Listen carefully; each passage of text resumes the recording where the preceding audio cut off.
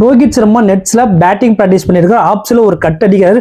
பால் சரியா பல்ல என்னன்னு தெரியல. ரோஹித் சர்மா ரொம்ப சோகமாறாரு. பேட் வந்து கீழே தட்டிட்டு சே அப்படின்ட்டு ரொம்ப சோகத்திலே போறாரு.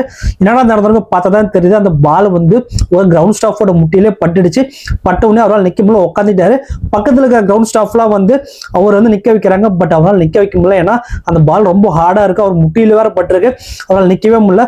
அதனாலதான் ரோஹித் சர்மா ரொம்ப சோகமா வந்து அவருக்கு இங்கேயே வச்சு பாக்குறீங்க, அங்க உட்கார வச்சு பாருங்கன்னு சொல்லிட்டு அவர் வந்து மேல உட்கார வச்சு பாத்துருக்காங்க. பக்கத்துல கிரவுண்ட் ஸ்டாஃப் பிசியலா வந்திருப்பாங்கன்னு நினைக்கிறேன். கண்டிப்பா ரோஹித் சர்மா அவருக்கான ட்ரீட்மெண்ட் எல்லாம் ஏத்துக்குவாரு. என்னடா மேட்டர், அடிப்பட்டவனை போய் பாக்குறதெல்லாம் வந்துட்டு ஒரு மேட்டரான்னு சொல்லி கேக்குறீங்க.